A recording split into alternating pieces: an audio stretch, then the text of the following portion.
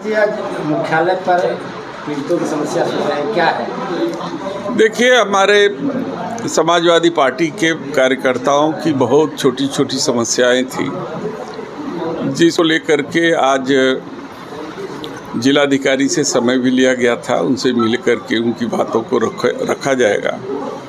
लेकिन सबसे बड़ी समस्या आने वाले समय में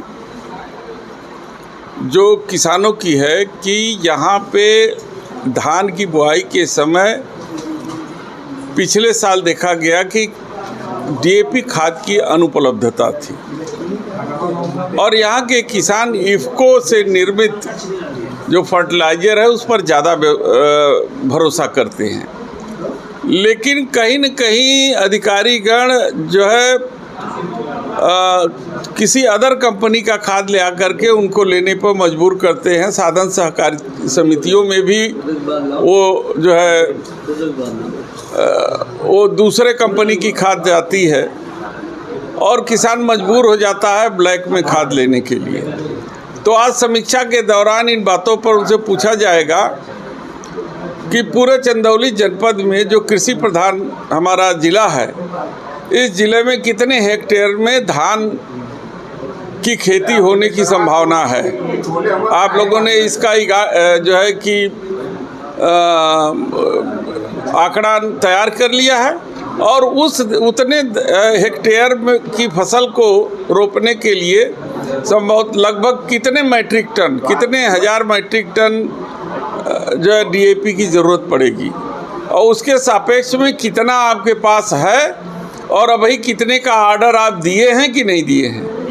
ये इन मुद्दों को लेकर के आज हम उनसे मिलेंगे और कहेंगे कि किसानों को कोई दिक्कत ना हो, इसलिए वो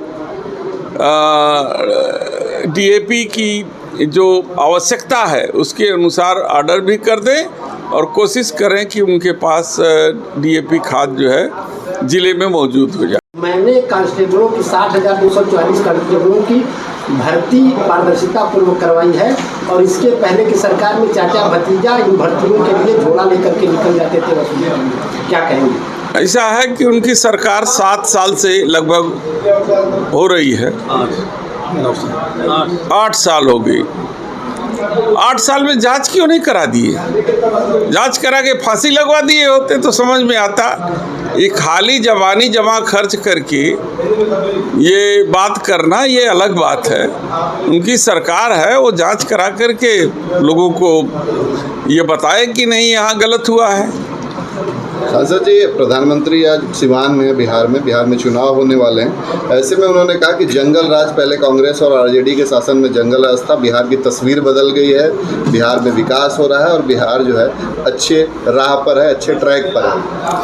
उनसे देश पूछ रहा है कि पहलगांव के जो हत्यारे थे, जो मासूमों की हत्या किए हुए हैं, वो कहाँ हैं? पहले उसको तो खोज करके निकाले। क्या वो जंगल राज से कम है क्या? देश की अस्मिता का सवाल है, देश की महिलाओं का सिंदूर उजड़ गया, उस पर चर्चा नहीं करेंगे और चुनावी भाषण करेंगे तो अब चुनावी भाषण सुनने के लिए देश तैयार नहीं है। ऑपरेशन सिंदूर चला, उसमें तो बहुत सारी चीज़ें की गई कि बहुत सारे जो है हवाई हमले किए गए पाकिस्तान। अरे सवाल ये उठता है कि जो मारे, जो आतंकवादी थे, उसमें कै ठो मिले? आपको ये तो पता करना चाहिए कि जो आतंकवादी थे वो आतंकवादी कितने उसमें से पकड़े गए, कितने का इनकाउंटर हुआ, कितने मारे गए, वो कौन थे, उनकी पहचान क्या थी, ये तो प्रधानमंत्री जी बताएं। क्या लगता है ऑपरेशन सिंदूर फेल्योर रहा? ऑपरेशन सिंदूर का मकसद क्या था? ऑपरेशन सिंदूर एक जुमला से ज़्यादा कुछ नहीं था। सांसद जी, मोदी जी ने कहा है कि 10 साल में 25 करोड़ लोग गरीबी रेखा से ऊपर हो गए, पर गरीबी को पराजित किए। क्या कहेंगे? तो मोदी जी इसका जवाब दें कि आप 85 करोड़ लोग क्यों 5 किलो अनाज पर निर्भर हैं। ये दोनों बात तो सत्य हो नहीं सकती